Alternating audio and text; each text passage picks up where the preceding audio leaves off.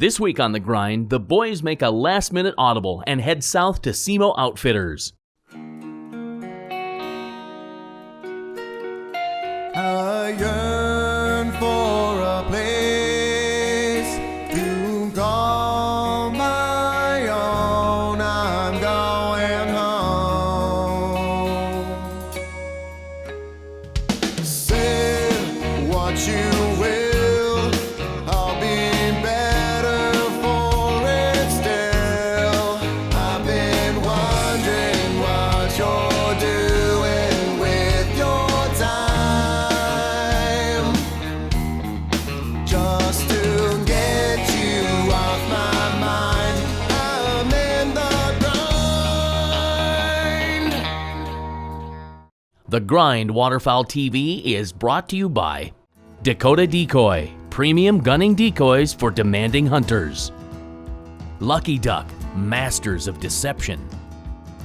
Rio, official ammunition of The Grind. Share the experience. Mud Buddy, the king of mud motors. Excel, the boat to own.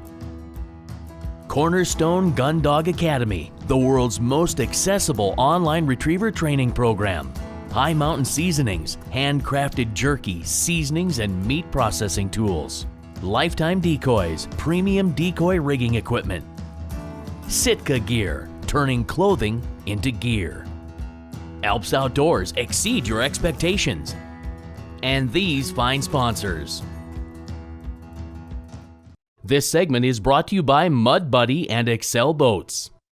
Well, we are in southeast Missouri, and we're with Shane Garner at SEMO Outfitters, and it was kind of a spur-of-the-moment trip. We were supposed to head to Utah with our friends from Mud Buddy and Excel, and talking to Dave on the phone, and they were expecting rain.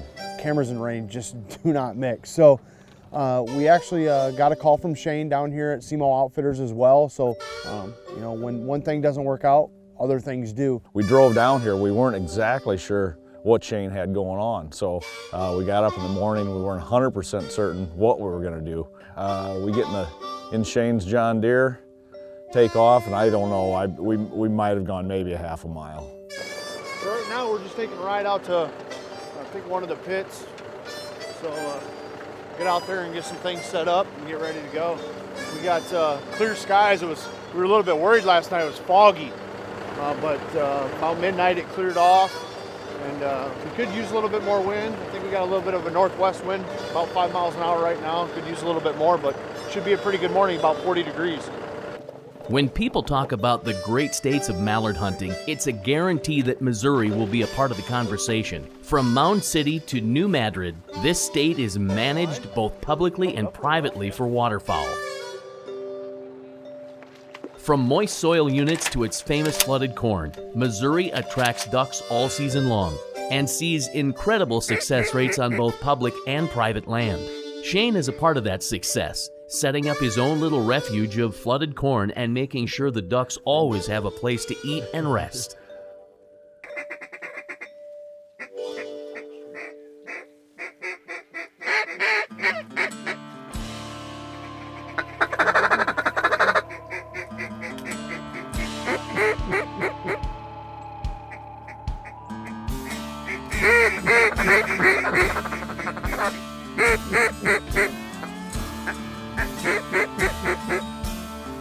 Shoot him. Shoot him.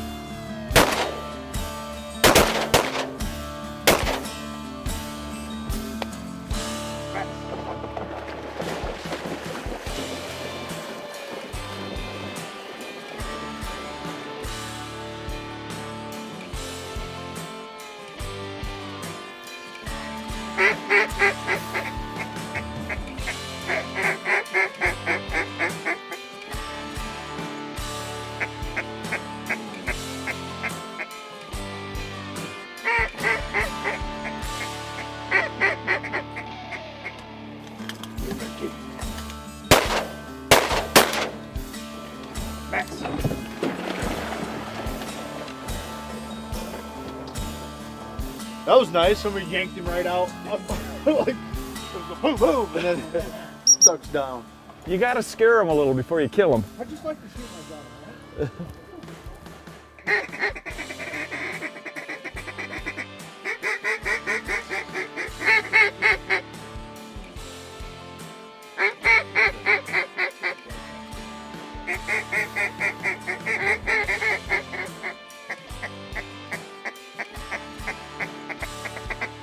Shoot, Mikey.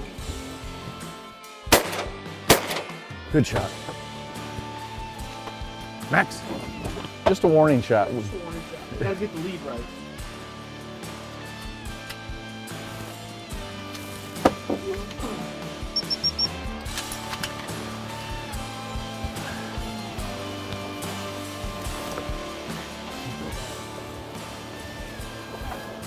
Shot, buddy.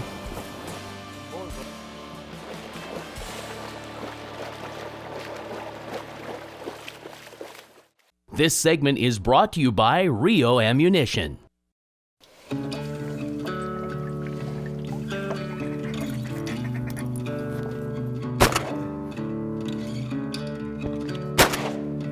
Good shot, Bill. Good shot. Max.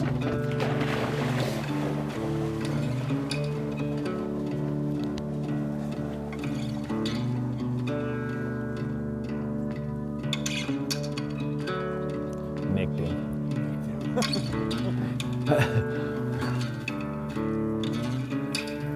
Right when I pulled the trigger, he descended a little bit more. He's dead though.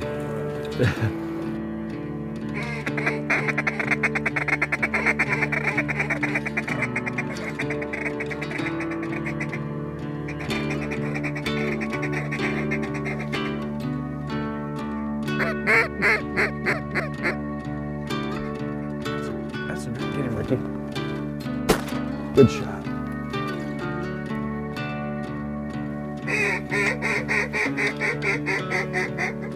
Max. I'll pull up. 20. I should have brought the 20. Hey, Max, here. Good boy. That's pretty cool. Max got his own little delivery system.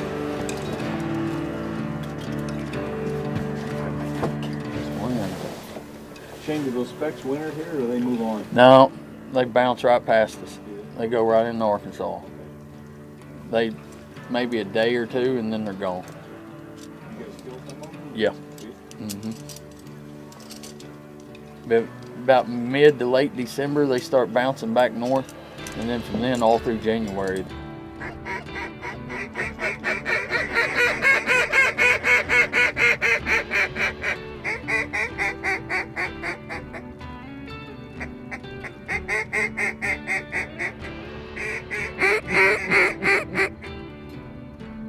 Yeah, I think they're dead. They almost act like they're jumping them spinners, don't they, Shane?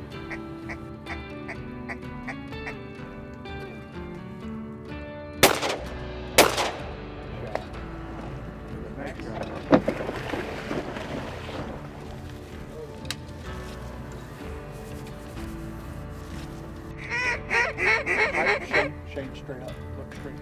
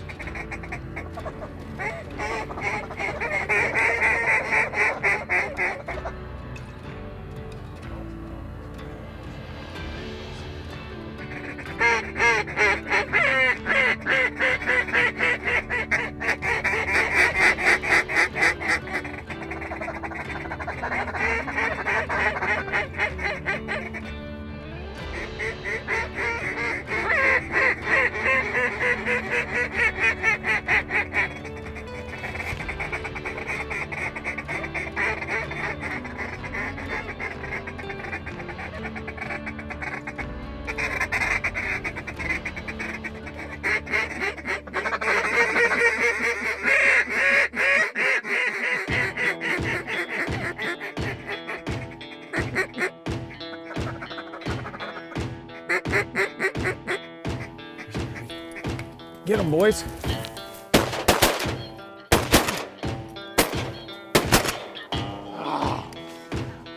You gave me a chance. I did. I blew it. You did. I blew it. Max. Going in the corn? Oh, right there, he's on it. Nope.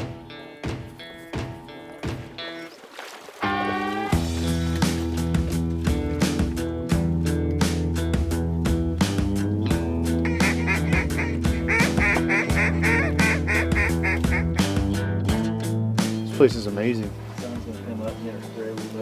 You know, the funny thing is that he manages it right too, because I was talking with him last night and how they rotate their spots. A lot of these people that have flooded corn, you know, they just burn the one spot out, and then what it does is turns the ducks nocturnal. You know, to where here, you know, he's got a little bit of a refuge system set up, so if they want to get in feed, they can go feed, but you can still kill your ducks.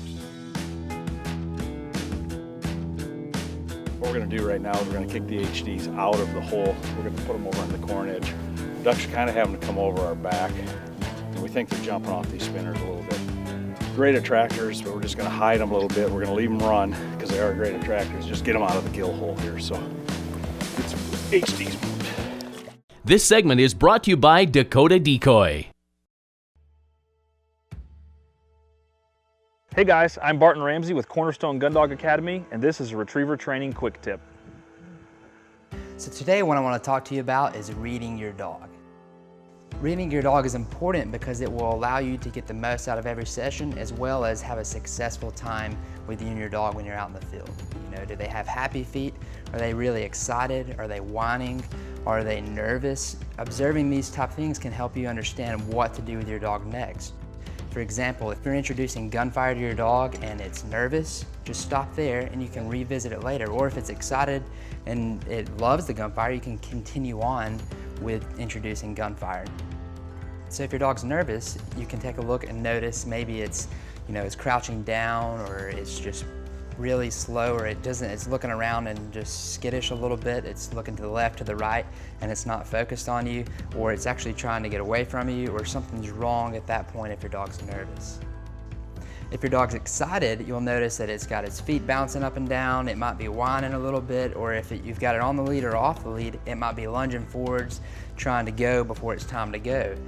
Being able to read your dog is going to allow you to recognize any risks that might be happening during the training session. It'll also allow you to realize opportunities that you can utilize to be the most successful in your training session.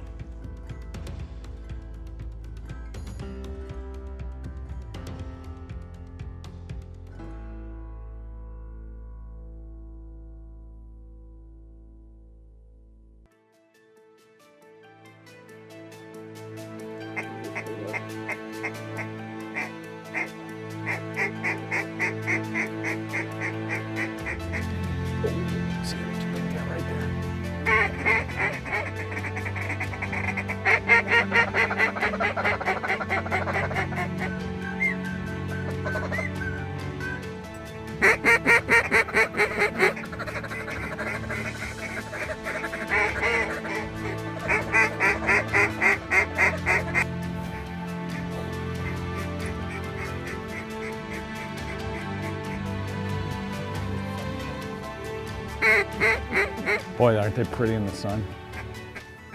I think one of the things that I noticed more so than ever on this trip is realizing that we didn't really have a lot of wind. The one great thing about that is being able to create motion to spread. Gave us a chance to get some of Lucky's on the water motion stuff out here. Their new duck butt, quiver butt. With no wind, you have to have some kind of motion. So we ran quiver butts, we ran dabblers. Dabbler, we used a splasher, we had a couple quiver duck butts out there, and what that does is it kicks the water up, it moves things around, it creates more of a natural feeding action. It was very important for us to have those tools in our toolkit, and we used them, and we used them very effective, and it worked out to be an excellent hunt because of those things.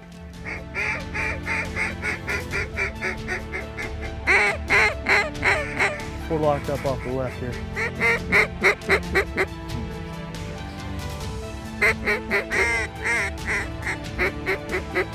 Shoot him. We're bird watching again.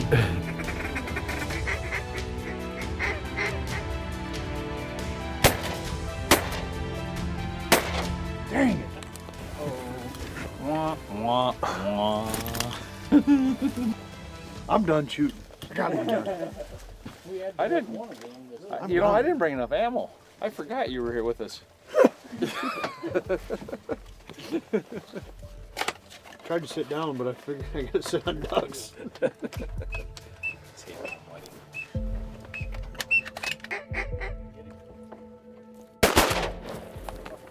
Max.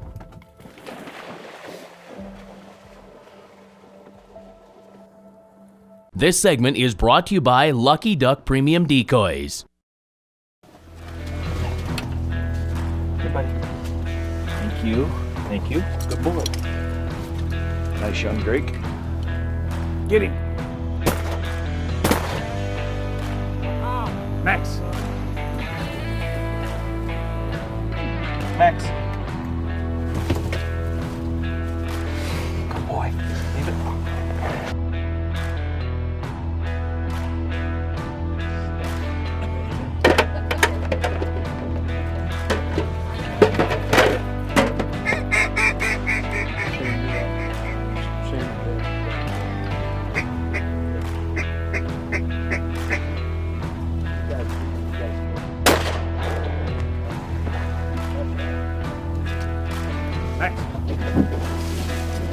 Dead eye. Dead eye Jack. Dead right Jack.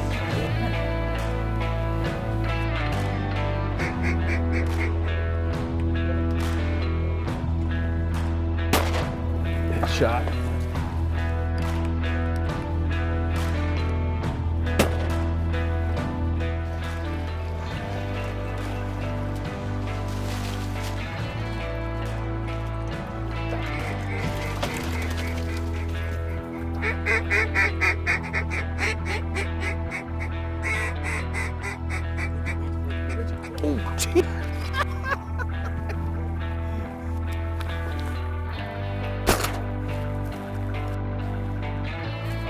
Max. Yeah, I wasn't. Did you see how fast he hit the water?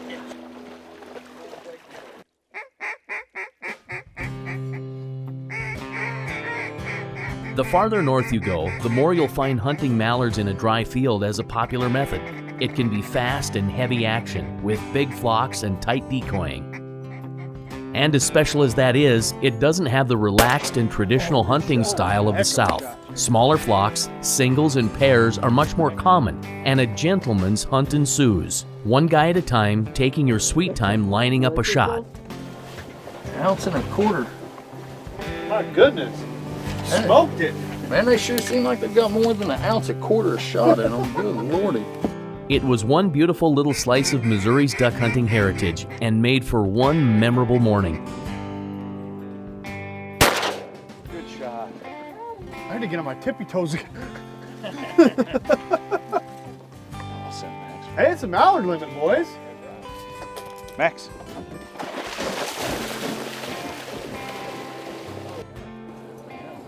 Nice how steady he is. Another one. Yeah. Yeah. Doesn't whine. Doesn't even know he's there. Easiest dog I've ever been around. Well, we're in southeast Missouri with SEMO Outfitters, Shane Garner, and it was kind of a spur of the moment trip. We had a trip planned. We're headed to Utah to hook up with our Excel Mud Buddy guys, and they were calling for rain, so it just worked out. Shane called me up. He had a cancellation. He said he's got ducks, and they had their second little opener here. They'd been closed for almost a week, and he said he picked up some mallards. He had lots of gray ducks, teal, gadwall, widgeon, but he said he picked up a bunch of mallards. He says, you guys should come down. And I tell you what, day one has just been spectacular. He's got flooded corn, nice dry blinds, just spectacular facility. So flooded corn mallard in southeast Missouri with some bonus wood ducks. Look at this guy, he's beautiful.